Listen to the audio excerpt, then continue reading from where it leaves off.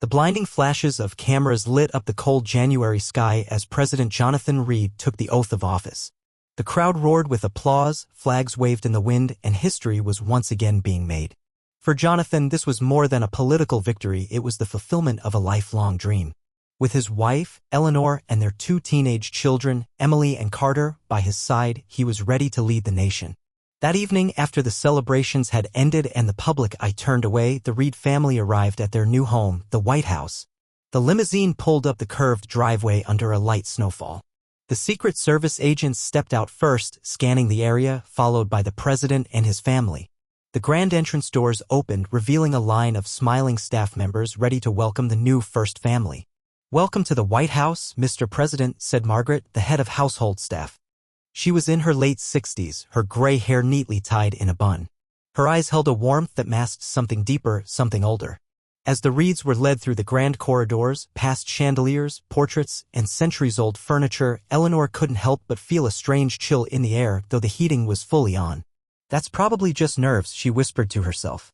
Later that night, after unpacking and settling into the Lincoln bedroom, Emily asked one of the housekeepers, "Is it true this place is haunted?" The housekeeper froze for a moment, then gave a polite but vague smile. "There are stories, miss. Old ones. Some say President Lincoln still walks these halls." Emily raised her eyebrows. "Seriously? Some guests have seen him near the fireplace in this very room," the housekeeper whispered before excusing herself. The president brushed it off as nonsense. "Just old myths," he said at dinner. "They say every big house has a ghost story."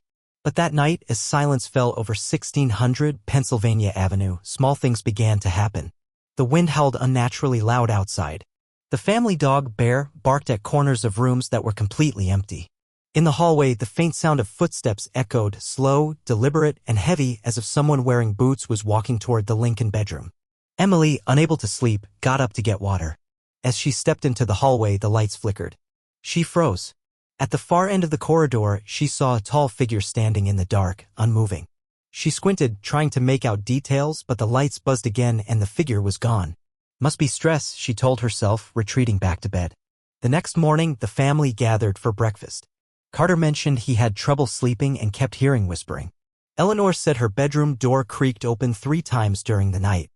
President Reed laughed it off, but Margaret, standing nearby, offered a quiet warning. "This house has a memory, sir. It remembers everything, every soul that's passed through it." The president paused, slightly unsettled. "What do you mean by that?" "There have always been presences here. Some peaceful, some not." President Reed chuckled nervously. "Margaret, I didn't take you for a believer in ghosts." She met his gaze with a serious expression.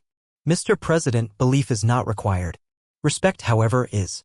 As the day wore on, the first family tried to focus on settling in. News crews interviewed them, press briefings were held, and boxes were unpacked. But beneath the surface, something was shifting. The walls of the White House, thick with history and secrets, seemed to breathe. Late that evening, Emily searched for more information online. She came across a list of ghost sightings in the White House dating back to the 1800s. President Lincoln was the most common. Abigail Adams, who once used the East Room to dry laundry, had been seen floating down halls with folded linens. There were tales of soldiers, former aides, even mysterious knocks and screams during the night. The final story caught her attention. A lesser-known legend about the Lady in White. A spirit believed to have been wronged in life and now bound to the White House forever. No one knew who she was or what she wanted. But the reports always ended the same. The moment someone spoke her name aloud in the house, things got worse. Emily didn't say the name. Not yet. But as she closed her laptop and turned off the light, she could have sworn someone was breathing behind her. The first official night in the White House should have been restful, especially after the long inauguration day. But as the mansion grew quiet and the last of the staff retreated to their quarters, something strange settled over the building. Not just silence, but a pressure in the air, like the house itself was waiting. In her room on the 2nd floor, Emily tossed and turned under her covers. The heavy velvet curtain swayed slightly, though the windows were sealed shut. The clock on her nightstand ticked louder than usual. It was nearly 2:13 a.m. when she sat up, suddenly alert. There it was again, footsteps. Slow, deliberate, like boots on hardwood. They started faint, then grew louder, closer. She stared at the door. No one knocked. The sound just stopped right outside. She held her breath, listening. Then came the whispers. They were faint, like a conversation happening on the other side of the wall. But her room shared no wall with another bedroom. She pressed her ear to the surface, trying to make sense of the words. It was a man's voice, deep and tired. "They don't belong here." "Not yet. Not ready." Emily backed away, her heart pounding. She grabbed her phone, opened the voice recorder, and crept toward the hallway. The corridor was dim, lit only by faint wall sconces. She hesitated, then opened her door slowly, quietly. The hall was empty. But at the far end, where the portraits of former First Ladies hung, she saw something. A figure, tall, thin, wearing what looked like a long white gown, turned the corner and disappeared. Emily gasped. She wanted to scream but didn't. Instead, she ran back into her room and locked the door. Across the hall, Carter had just come back from the bathroom. He'd heard something too, a dragging sound like chains scraping against the marble floor. When he peeked around the corner, he saw nothing, but he felt it. A cold, biting chill that swept through the corridor, followed by the sound of a door slowly creaking open on its own. Meanwhile, in the master bedroom, President Reed sat upright in bed, woken by a sudden loud bang from downstairs. Eleanor stirred beside him. "Did you hear that?" he asked. Eleanor nodded, sitting up. It sounded like a door slamming. He grabbed his robe and walked into the hallway. Margaret, who slept in the private quarters for senior staff, appeared with a flashlight. "I heard it too," she said quietly. "It came from the east room." They made their way down the long corridor, past the red room and green room until they reached the east room, the largest and grandest in the house. The door was wide open. Inside, the chandeliers flickered. The air felt heavy. A chair lay tipped over in the corner. "What the hell?" the president whispered. But what truly disturbed him wasn't the chair or the cold, it was the distinct smell in the room. Roses. Strong and sweet, but there were no fresh flowers anywhere nearby. He remembered what Emily had said about ghosts and the old stories. One detail stood out now more than ever. Lincoln's ghost was often accompanied by the scent of roses. Suddenly, Eleanor screamed from upstairs. They ran back to find her pale and shaking. "I saw someone in the mirror, standing behind me." But no one was there, she added with a whisper. By morning, everyone in the family had experienced something unusual. Emily didn't tell her parents about the figure in the hall. Carter brushed off his strange encounter as stress. But no one could explain the noises, the slamming doors, or the feeling that someone or something was always watching. At breakfast, President Reed addressed the elephant in the room. "Maybe this place is haunted," he joked, trying to lighten the mood. Margaret didn't smile. "Mr. President," she said solemnly, "this house has seen more death and sorrow than most battlefields. It's soaked into the walls." Reed looked at her, half amused, half unnerved. "You really believe that?" "I don't believe it, sir," she said. "I've lived it." She placed an old key on the table, ornate, rusted, and heavy. "What's this?" "A key to a room not on any official tour." "It's time you saw what this house is really hiding." Emily stared at the key. It looked ancient, almost ceremonial. That night, curiosity won. And the door it opened would change everything. President Jonathan Reed stood before the hidden door, the old key in his hand. The hallway was deep in the older, less visited part of the White House, past a storage room behind the library. An area even most staff didn't know existed. "This wasn't on any map," he said to Margaret, who stood beside him. "No, sir," she replied softly. "Some places don't want to be found. This door hasn't been opened in over a century." The key fit perfectly into the rusted lock. With a slow creak, the heavy wooden door swung open, revealing a narrow stone staircase that spiraled downward into darkness. Despite every part of his mind screaming to leave it alone, Jonathan descended. He was the president, after all. He had faced war zones and global crises. Surely, a staircase couldn't scare him. But this was different. The air grew colder with each step, thick and damp. The walls were lined with crumbling brick, and the silence was so complete it pressed against his ears like cotton. He reached the bottom and entered a small chamber lit by a single dusty lantern. It looked like a forgotten study. Old books lined rotting shelves. There was a cracked desk in the corner, a small wooden chair beside it. Papers lay scattered on the ground, and in the center of the room was a large, broken mirror leaning against the wall. President Reed approached the desk and picked up one of the letters. The paper was yellowed and brittle. Written in delicate script, it read, "To whoever finds this, she is not just a ghost. She is memory made flesh. The lady in white waits for justice, and if none is given, she will take vengeance instead. Do not say her name aloud. It binds you to her. Beneath the letter was a small sketch. A woman in a long white dress with her face turned away. Beneath the drawing, in shaky handwriting, someone had written, "She watches." Jonathan heard a soft creak behind him. He turned, flashlight trembling in his hand. Nothing. And yet the mirror. It had changed. Where once it was cracked and dark, now a pale reflection stared back at him. A faint figure stood behind him in the glass, unmoving, featureless, and dressed in white. He spun around again, nothing. Suddenly he felt something pass by him, a cold draft that had no source. The lantern flickered, then went out completely. Upstairs, Emily had decided to investigate after her father hadn't returned. She found the secret door still open and followed the path down into the hidden room. "Dad," she called out. No answer. As she stepped into the chamber, she saw him standing in front of the mirror, staring into it like he was in a trance. "Dad," she said, shaking his shoulder. He blinked and finally turned to her, his face pale. "I saw her," he whispered. "Who?" "She was in the mirror." Emily looked around. The broken glass now only showed their two reflections. But something about the room made her skin crawl. She walked over to the shelves, scanning the titles of the dusty books, personal journals, buried White House accounts, and letters never mailed. One book was labeled Confessions from the East Wing, 1847. Inside were first-hand accounts from servants and slaves who once lived beneath the White House. The entries were heartbreaking, stories of mistreatment, disappearances, and secrets buried beneath stone and silence. Then Emily found a page marked with dried rose petals. It described a woman, a maid named Sarah, who worked in the East Wing. She had uncovered something terrible and had been silenced for it. Her body was never found. But soon after her disappearance, sightings of a woman in white began. Servants heard her crying in the night. Doors would unlock themselves. And sometimes people would see her face in mirrors just before a tragedy occurred.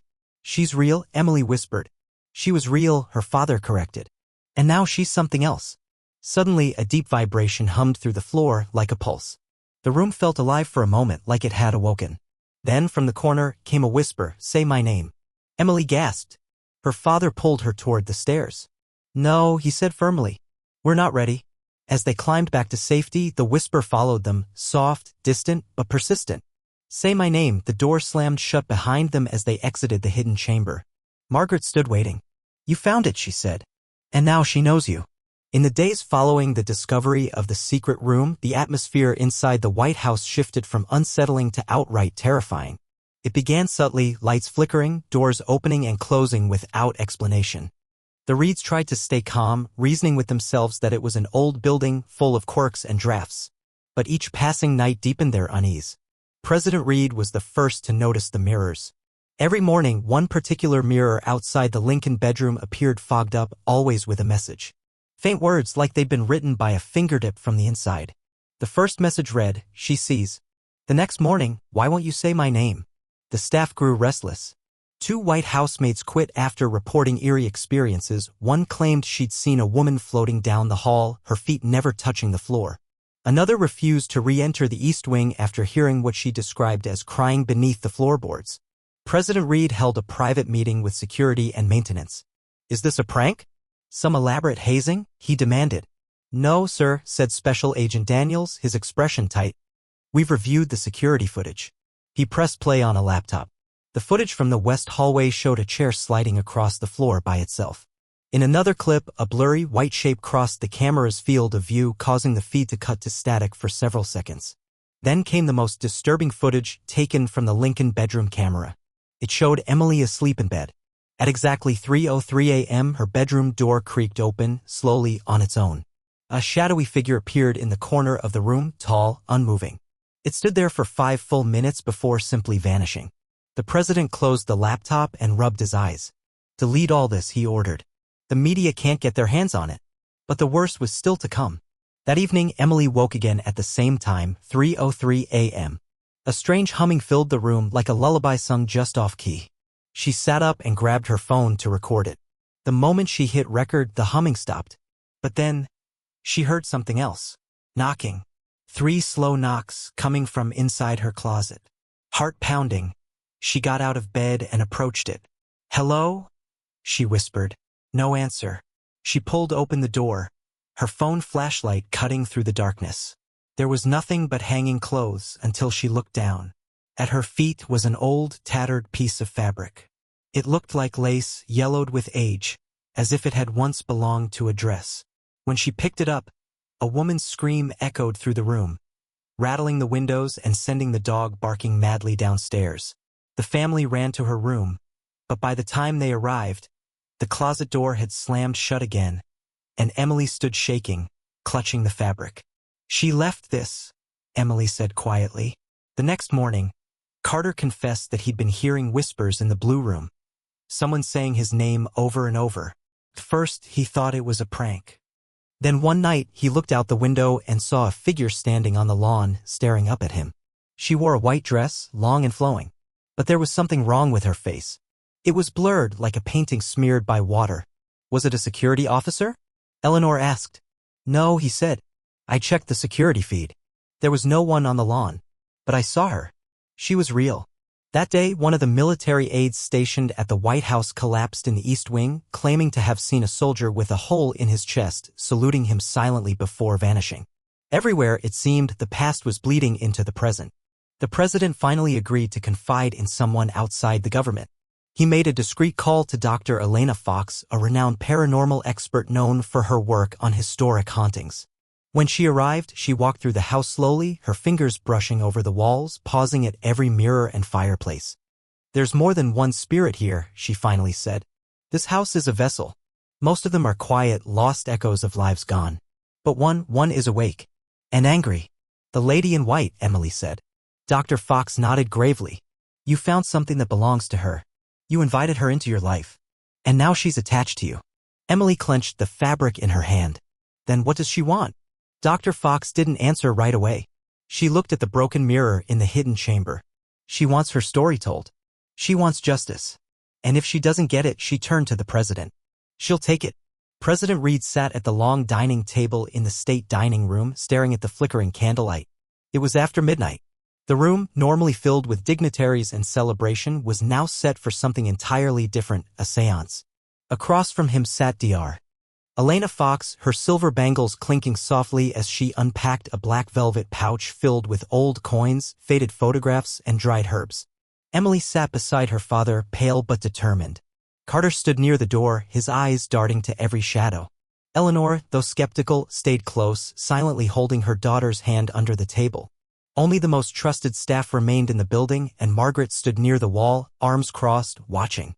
"Are we really doing this?" President Reed asked, his voice barely above a whisper. "If we want answers," Dr. Fox replied, "we have to ask the right way." "She wants to speak." The White House was silent. Even the usual hum of the air vents seemed to have stopped. Dr. Fox lit 3 white candles and placed them in a triangle.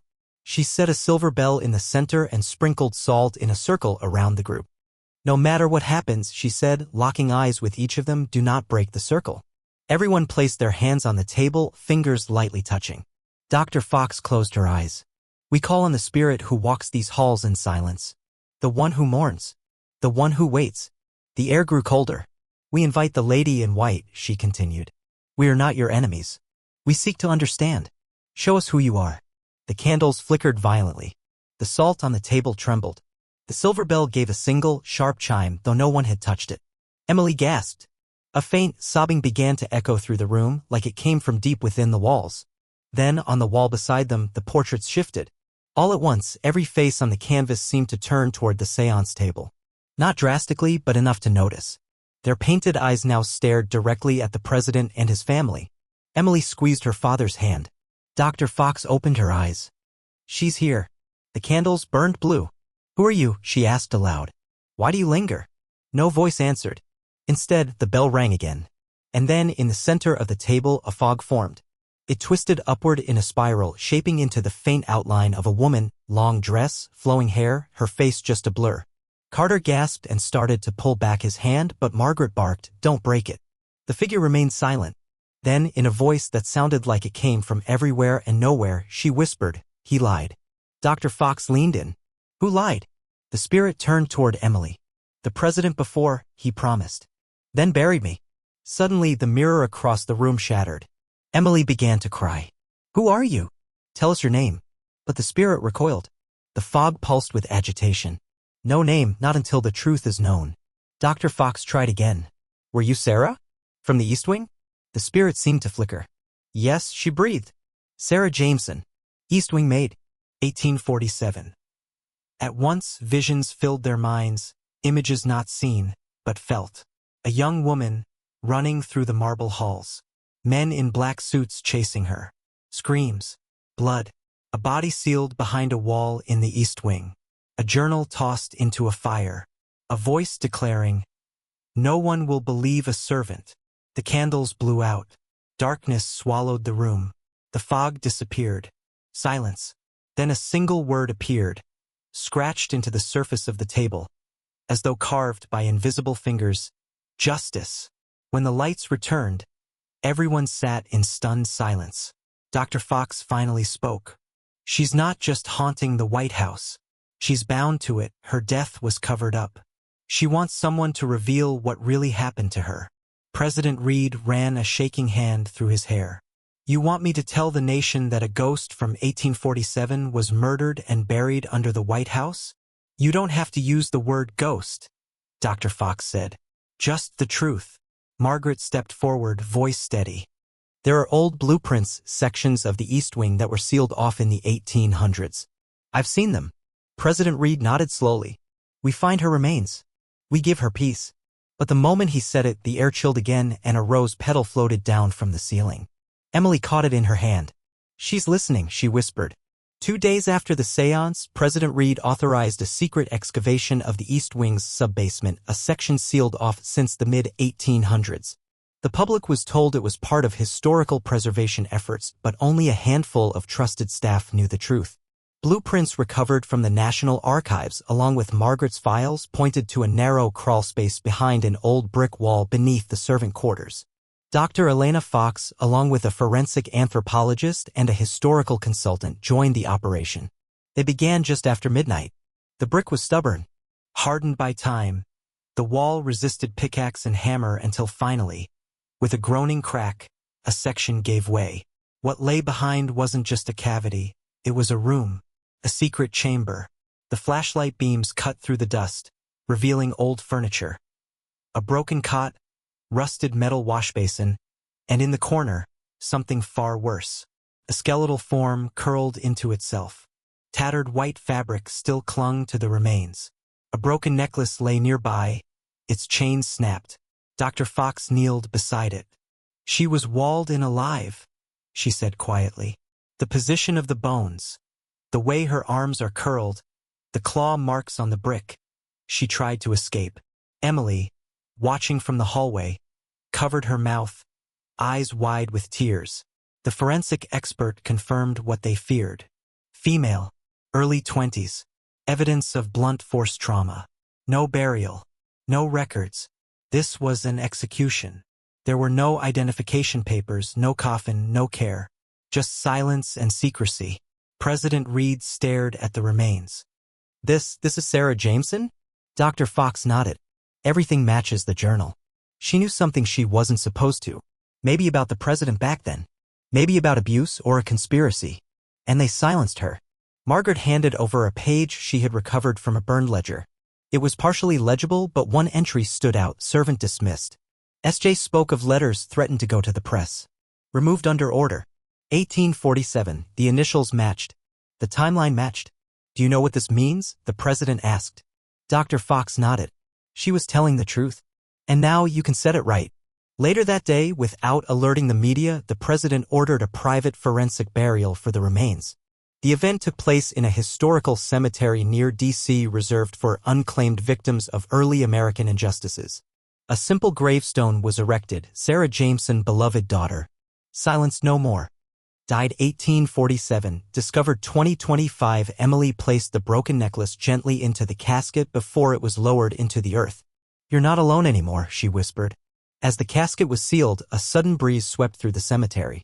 A white flower drifted down onto the lid, though no trees stood above them. Dr. Fox looked to the sky. She's free, she said. Or close to it. That night, back at the White House, the haunting stopped. For the first time in weeks, no lights flickered. No doors creaked.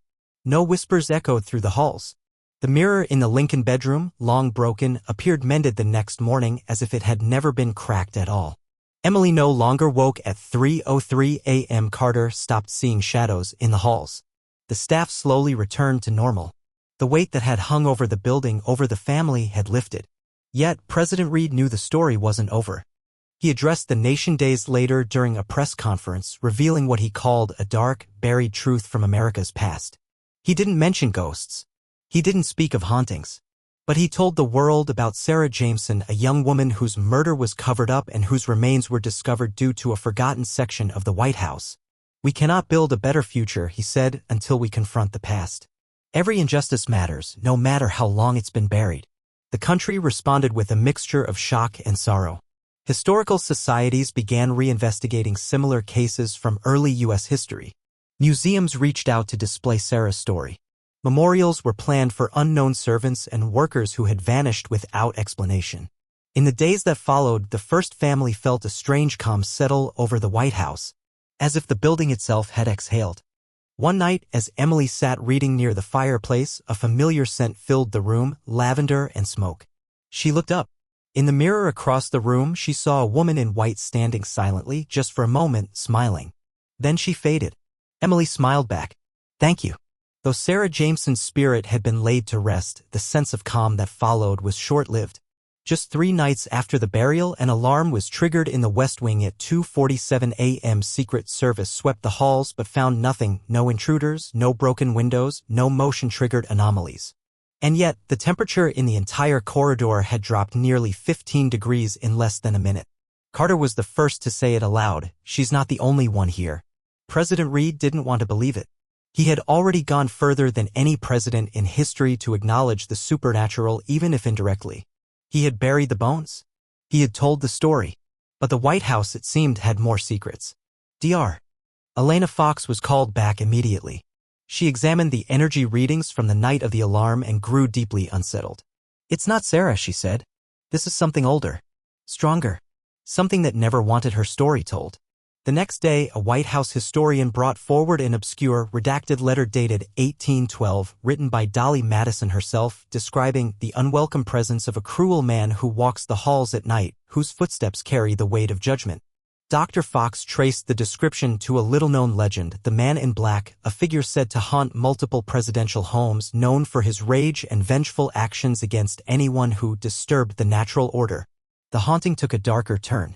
Emily began experiencing nightmares again, this time of fire and screaming men. She described visions of soldiers with melted faces and a man in black robes standing in the ashes, staring at her with empty eyes. President Reed, shaken but determined, asked Dr. Fox if a cleansing ritual could help. "We can try," she said, "but this isn't about a single spirit. The White House is a nexus, a place soaked in history, blood, triumph, lies, and sacrifice. It attracts more than just ghosts. It attracts echoes. And some of them are dangerous." That night, the family gathered again in the East Room along with Dr. Fox to perform a ritual of protection, not summoning, not communication, just defense. They burned sage and myrrh. Candles were lit at each cardinal point. Salt was sprinkled across thresholds and windowsills. They chanted names of presidents, soldiers, servants, and slaves, anyone who may have been forgotten, whose pain still lingered. At first, everything seemed quiet. Then the walls groaned. Not like wood settling or old pipes. This was a deep, rattling noise, like a great beast waking up.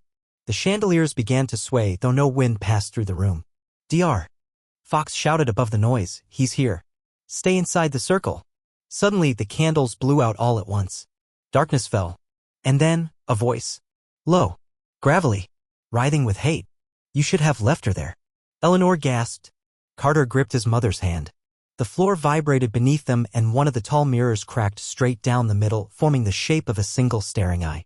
Dr. Fox yelled a prayer in Latin and the temperature in the room surged back to normal. The cracking stopped. The walls silenced. And then it was gone. The mirror, however, remained broken. And one word had appeared on the floor, scrawled in what looked like ash: "Stop."